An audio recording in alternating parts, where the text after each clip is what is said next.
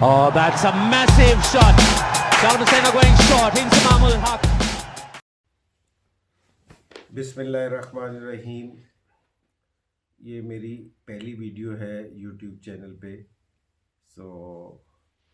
और मैं बात करना चाह रहा हूँ कि ऑस्ट्रेलिया सीरीज़ पे। ऑस्ट्रेलिया सीरीज़ का तो मैं आपको तबसरा बताऊँगा कि जी मैचेस में क्या हुआ, लेकिन उससे पहले मुझे एक चीज़ का ये एहसास हो रहा है कि इतनी टफ़ सीरीज़ खेलने जा रहे हैं हम लोग, और जो हमारे सीनियर प्लेयर हैं और स्पेशली जो पिछले 2 साल से उस टीम का हिस्सा है जो वर्ल्ड नंबर 1 आ रही है। पाकिस्तान की कोई भी टीम ऐसी नहीं है कि किसी भी फॉर्मेट में 2 साल तक नंबर 1 रही हो। ये पहली टीम थी जो T20 में। तो मेरी नहीं समझ आया कि सीरीज़ भी हम ऑस्ट्रेलिया में खेलने जा रहे हैं जो सबसे सख्त सीरीज़ है, उसमें क्यों हमने अपना कप्तान भी चेंज कर दिया।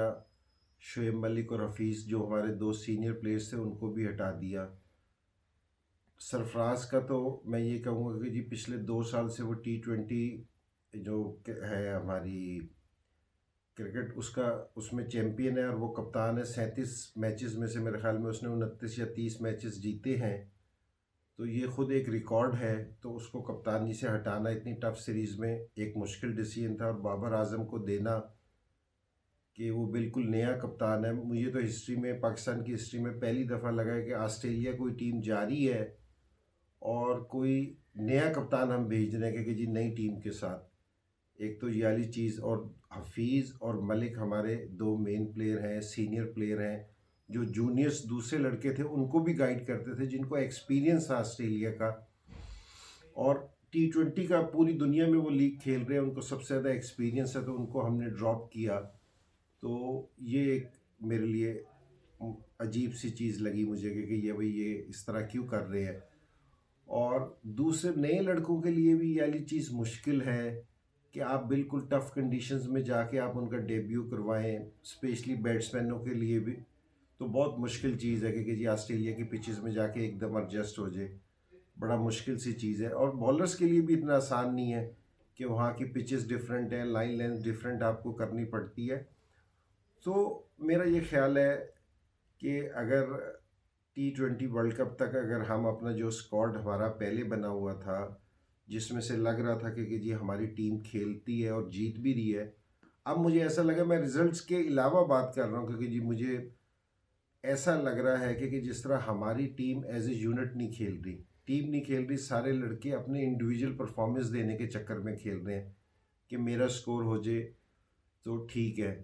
तो ये वाली सूरत हाल को मेरे ख्याल में मैनेजमेंट को देखना चाहिए, इस चीज़ को, प्लेयर्स को कॉन्फिडेंस देना चाहिए, ताकि हमारी सबसे पहले जीत के लिए सारों से ज़्यादा ज़रूरी चीज़ है ना कि टीम को टीम लगना चाहिए, क्योंकि ये टीम है, खेल रही है। हार जीत खेल का हिस्सा है, हार जीत फिर भी हारेंगे और जीतेंगे, लेकिन टीम जिस टाइम एज ए टीम खेलेगी तो मेरे ख्याल में रिज़ल्ट डिफरेंट होंगे। और मैं इंशाल्लाह इस चैनल के थ्रू आपसे बातचीत करता रहूँगा, और भी अपडेट्स देता रहूँगा कि जिस तरह अभी टेस्ट सीरीज़ शुरू हो रही है या दूसरी सीरीज़ आएंगी, आपको उसका तबसरा ज़रूर दूँगा, अपना फीडबैक ज़रूर दूँगा आप लोगों को।